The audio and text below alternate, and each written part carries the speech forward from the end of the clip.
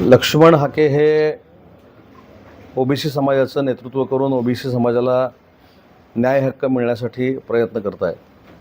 मी अनेक वेळा सांगितले की आंदोलन करत असताना कोणी आंदोलन करते असू दे, त्यांच्याबद्दल नक्कीच मला तर त्यांच्याबद्दल कौतुक आहे, कारण ते अनेक वर्षानुवर्ष ह्या सगळ्या समाजासाठी काम करत आहेत.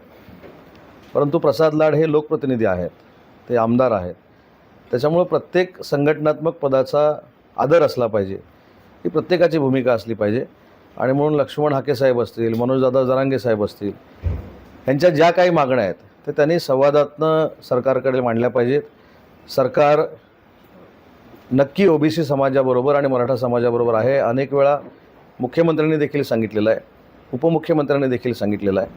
आणि अजून एक महत्त्वाची गोष्ट सांगतो की काल एक माझा कॉल जो मनोज जरांगेंच्याबरोबर व्हायरल झाला मीडियावर, त्याच्यामध्ये मी स्वतः पुढाकार घेतला होता आणि सरकारचं मराठा आरक्षणाच्या संदर्भामध्ये किंवा दाखल्याच्या संदर्भामध्ये कुठं चुकलं आहे हे बघण्याच्या दृष्टीनं मी त्यांच्याशी बातचीत केलेली होती.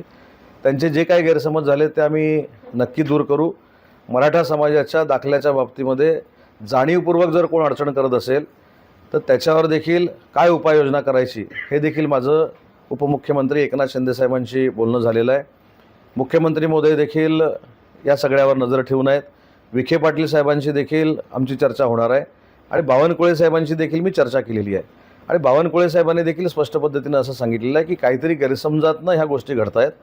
सरकारनं मराठा समाजाच्या प्रती घेतलेले निर्णय हे बदलण्याचा महायुती सरकारचा कुठचाही प्रयत्न नाही आणि तसं होणार नाही.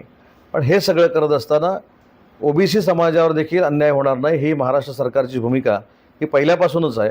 आणि म्हणून तो व्हिडिओ आपण बघितल्यानंतर आपल्या लक्षात आलं असेल की काही एकनाथ शिंदे साहेबांबद्दल देखील गैरसमज पसरवण्याचे काही लोक प्रयत्न करत आहेत.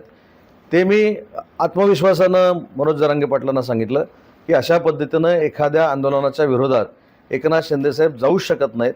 सरकारची ती आमची भूमिकाच नाही हे सिद्ध करण्यासाठी मी त्यांना फोन केलेला होता.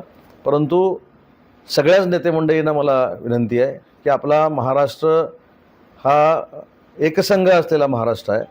त्याच्यामुळे जातीपातीच्या राजकारणामध्ये उभ्या भिंती निर्माण होऊ नयेत याची दक्षता प्रत्येकाने घेतली पाहिजे. आम्ही सरकार म्हणून देखील घेतली पाहिजे. विखे पाटील यांच्यावर टीका करताना देखील त्यांनी म्हटले की विखेसारख्या माणसाला ही भाषा शोभते का, ओबीसी जागा झाला तर तुम्ही वाहून जाल असा देखील इशारा लक्ष्मण हाके यांनी दिलेला आहे. तसेच विखेंना आरक्षणाचं काय कळतं असं देखील ते म्हणाले. नाही, मी त्याच्यावरच सांगितलं मगाशी. एवढं आता जे मी बोललो त्याचा संदर्भच तो आहे की लक्ष्मण हाकेंशी जर चर्चा करायची असेल तर चर्चा देखील सरकार करू शकतं ना. त्याच्यामध्ये काय सरकारचा इगो नाही, पण सरकारची भूमिकाच ही आहे की कुठच्याही परिस्थितीमध्ये ओबीसीवर अन्याय होणार नाही, ओबीसीचं काही कमी होणार नाही, ही सरकारची भूमिका आहे.